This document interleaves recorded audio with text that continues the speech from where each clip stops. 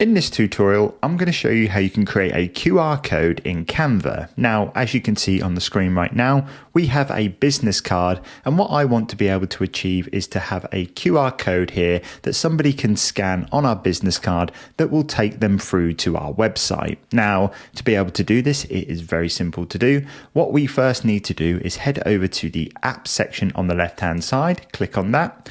Go over to the search bar at the top and we want to type in QR code generator. We then get presented with a lot of options. Most of them are pretty good, but the one that I'm going to use for this video is just the one that says QR code. I'm then going to go down and click open.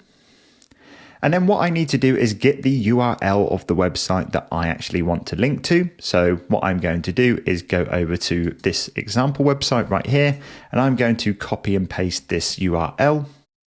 And then I'm going to go back to Canva and I'm going to paste this URL in the URL box right here. And I'm going to click generate code.